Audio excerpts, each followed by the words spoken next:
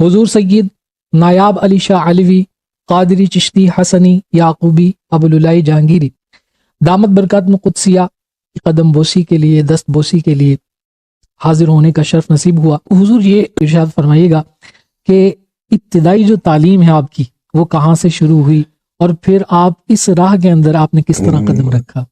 ابتدائی تعلیم جو شہر میں کانپور میں پیدا ہوئے تھے 1941 میں جی تو وہیں سے شروع ہو گئی تھی بنیادی تعلیم. جی. اور لیکن پھر بعد میں 1947 کے بعد جب پارٹیشن ہو گیا تو کراچی پاکستان آ گئے جی. اور یہاں پر پھر پرائمری اسکول میں دوبارہ پھر ایڈمیشن لیا اور پھر یہاں پھر پرائمری اسکول اور پھر ملیل اکیڈمی میں رہے تقریباً 12-13 سال کے قریب.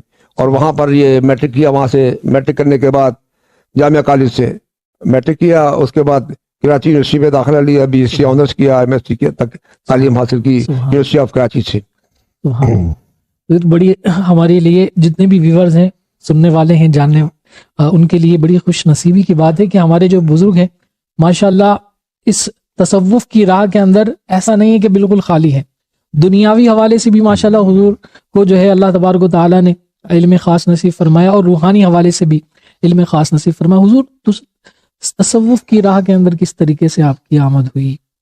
تصوف کا یہ تھا کہ بچپن سے ہی ہمیں شوق تھا, کچھ شعور ایسا تھا کہ اولیاء کرام کی محبت تھی. جب جس ولی کو دیکھتے تھے اس کی صحبت سے ملنے کی کوشش کرتے تھے. تو ابھی 6 سال کی عمر تھی. کانپور میں وہاں پر ایک بزرگ تھے بہت اچھے, چھنکا شاہ, اور ایک ضامن شاہ صاحب تھے, وہ پاکستان آ گئے تھے. تو ان کی تھوڑی سی صحبت ملی, بڑی محبت کرتے. وہ پیلا احرام سا پہنتے تھے, غالباً سلسلہ وارثیہ سے تھے. تو اس کے بعد پاکستان میں آئے تو یہاں پر بھی بڑے بڑے اولیاء کرام کی صحبت نصیب ہوئی اور ان کی صحبت میں رہے. پھر اور زیادہ شوق بڑا جب جوان ہوئے اور کر لیا. بی ایس سی آنر میں ابھی پڑھ ہی رہے تھے سیکنڈ ایئر میں. تو اولیاء اللہ کے بارے میں پتہ لگاتے تھے کہاں کہاں فلانے ولی ہیں, یہ فلانے حیدرآباد میں, یہ فلانے.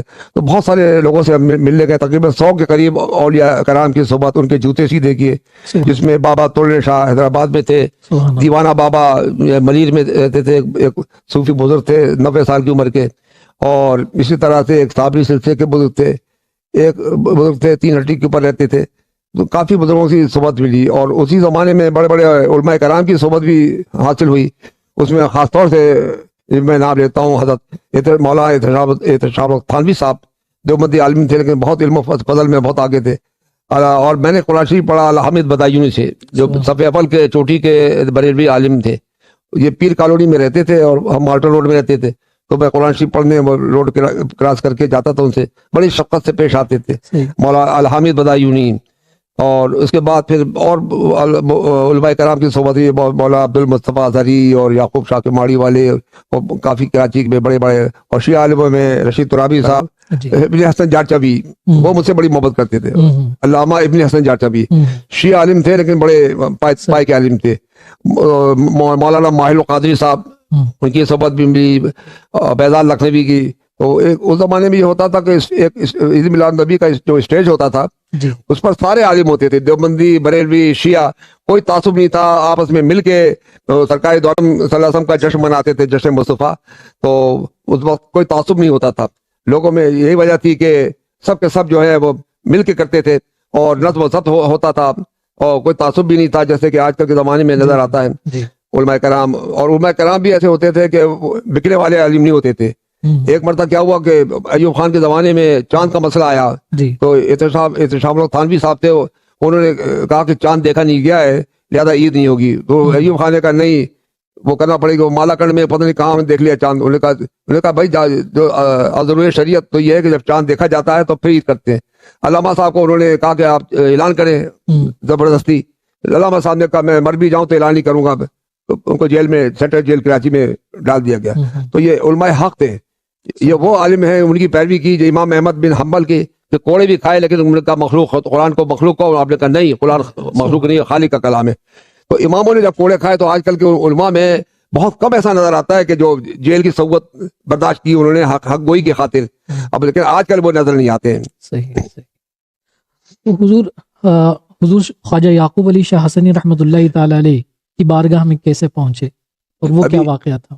65 میں ابھی B S T owner secretary میں پڑھ رہے تھے جی تو ایک ہمارے دوست نے بتایا کہ اسی طرح سے بکرا پیڑی میں ایک بہت بڑے درویش رہتے ہیں جن کی مست آنکھیں ہوتی ہیں آہا اور جب ان کو کوئی دیکھتا ہے تو ایک دم سے اس کا دل ان کی طرف کھنچتا ہے سبحان اللہ اور ایسا دورانی چہرہ ان کا. تو میں ویسے ہی بہت اولیاء کرام کی اور صوفیوں کے صحبت حاصل کرنے کی اس میں رہتا تھا. جہاں کوئی ملے کوئی تک دیکھیں, کوئی ولی کتابوں میں پڑھتے ہیں اولیاء اللہ کے قصے کہ فلاں نے ولی یہ کیا, فلاں نے ولی یہ تعلیمات دی, خواجہ صاحب کا ذکر, بابا صاحب کا ذکر. تو مجھے شوق تھا کہ میں دیکھوں کہ اس طرح کے اولیاء کرام ہیں آج کل کے زمانے میں ہے کہ نہیں. تو اس یہی شوق مجھے لے چلا بکرا پیڑی. میرے ایک پیر بھائی جو بعد میں بڑے پیر بھائی بنے, پہلے تو وہ ان کے ذکر کی محفل میں جایا کرتا تھا, وہ لے گئے. جب وہاں پہنچے تو میٹنگ ہو رہی تھی اور اس کے سلسلے میں 25-30 کے قریب چھوٹا سا کمرہ تھا اور کچھ سین میں بیٹھے ہوئے تھے سارے صوفی, سفید سفید لباس, سفید ٹوپیاں, بہت اچھا لگ رہا تھا, ایسے سادے داڑھی پٹے نورانی چہرے. میں دیکھ کے بڑا خوش ہوا. پھر وہاں دیکھا درمیان میں ایک بہت ہی ایک ایسے صاحب جمال صاحب جلال شخصیت بیٹھی تھی کہ جس کے چہرے کی نور کی کرنیں پورے اس میں موجود تھیں.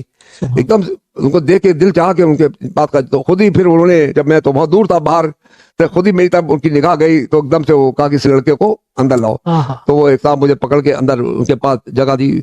ماسٹر ریاض الحسن صاحب وہ جو میرے ٹیچر بھی رہے کبھی, وہ میرے بھائی بھی بنے. تو پھر اس کے بعد کہنے لگے کہ سرکار یہ لڑکا بہت اچھی غزل پڑھ لیتا ہے. تو پھر کہنا کوئی سناؤ.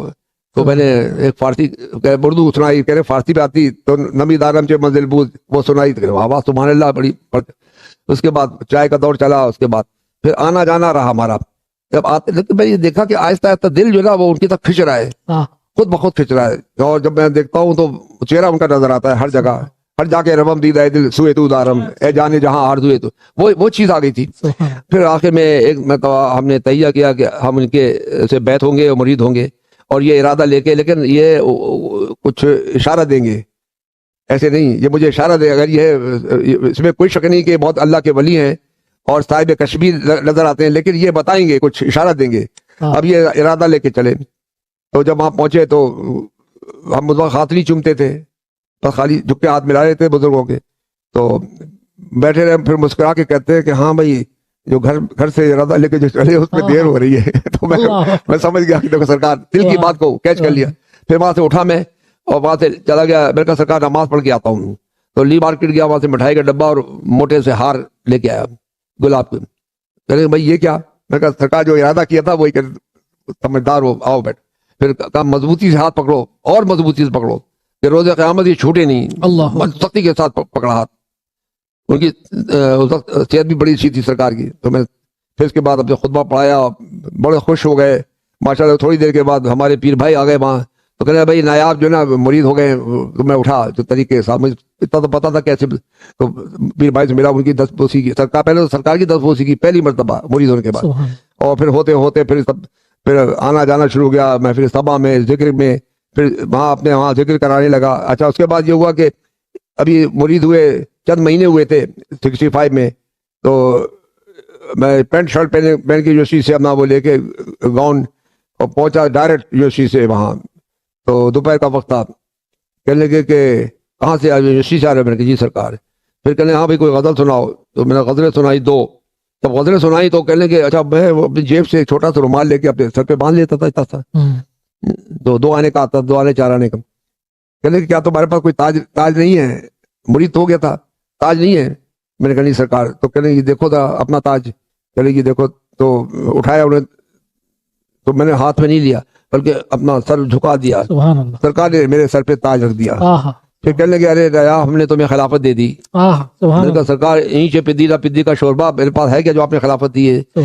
تو میں تو دنیاوی انگریزی کٹبال سب تمام یہ, اور کبھی کبھی جھوٹ بھی بول لیتے ہیں سب تمام سب. تو مسکرائے, کہہ لے ہاں ہم جانتے ہیں سب کچھ, لیکن ایک وقت آئے گا ایسا کہ تم دنیا میں جہاں بھی جاؤ گے بڑے بڑے عالم تمہارے احترام کھڑے ہوں گے, بڑے بڑے سجادگان تمہارے احترام میں کھڑے ہو گئے. نایاب ایک ایسا وقت آئے گا تم کتابیں لکھو گے, تم مشرق میں بھی جاؤ گے مغرب میں بھی جاؤ گے اور تمہاری کتابوں کی دھوم مچ جائے گی. میں تو سوچ بھی سکتا تھا میں اتنی کتابیں لکھوں. اس کے بعد واقعی وہی ہوا جب آپ کا وصال ہوا. تو وصال کے اچھا آپ نے, میں نے کہا تھا حضور ابھی اعلان نہ کریں. تو آپ نے کہا ٹھیک ہے, لیکن آپ نے 68 میں میری غیر موجودگی میں اعلان کر دیا. عثمان میاں بھی تھے, سب سارے لوگ تھے, وہ اعلان کر دیا میرا تو جب میں صبح پہنچا قل والے دن تو لیٹے ہوئے تھے, رات کو اعلان ہو گیا تھا میرا. تو کہہ رہے کہاں تھے رات, تو میری والدہ کی طبیعت ٹھیک نہیں تھی, تو میں نے بتایا کہ میں رک گیا تھا گھر میں, میری والدہ کی طبیعت کہا اچھا کیا تم نے. پھر کہا لاؤ بھائی نئے تاج منگوائے اور مجھے کہا ادھر بیٹھو, مجھے اپنے برابر میں بٹھایا, ہار منگوائے, مٹھائی منگوائی, ہار ڈالے میرے سرکار نے. پھر اس کے بعد کہا کہ یہ وہ پڑھو, ختم پڑھا میں نے. اس کے بعد مجھے کہا بانٹو سب کو, جب بانٹا اس کے بعد قوال بابو بیٹھا ہوا تھا, کہنے ارے بھائی ایسے نہیں مبارکباد ہی پڑھو. تو اس میں برتوئی محفل شاہانہ مبارک باشد, 3 آدمی تھے, ڈھولکی والا اور ہارمونیم کا خود اور ایک تالی بجا, 3 آدمی تھے. 2 نتھو اور کلو وہ بھی آ گئے آواز سن کے, ہارمونیم کی, تبلے کی, ڈھولک کی, وہ لوگ بھی آ گئے. تو اس طرح 3 قوال آ گئے. چھوٹا سین تھا, وہ ہمارے ایک پیر بھائی اشرف بھائی جن کا ہاتھ کٹا تھا, وہ بھی خلیفہ تھے ان کا. اب وہاں پر وہ میرے پیر بھائی جو تھے 11-12 وہ آ گئے, انہوں نے کہا بھائی کھڑے ہو, تھوڑا حال کال کرایا کہ آپ ہی کرو. حال کال نہیں کرتے تھے, حال کال کیا. تو پھر وہ یاد ہے برتوئی محفل شاہانہ مبارک باد, ساقی آباد ہو پیمانہ مبارک باد, اس طرح سے ہماری وہ مبارکبادی پڑی گئی. لیکن میں حیران ہوتا ہوں کہ آج تک کسی کی یہ خلافت ایسے نہیں دی جاتی کہ اپنے برابر میں پیر بٹھا لے اپنے خلیفہ کو, اور اس طرح محبت کے ساتھ. تو بہت محبت کرتے تھے مجھ سے, اور میرا بھی یہ تھا کہ میں دوڑے چھوٹے بس میرا دل و دماغ ادھر ہی ہوتا تھا.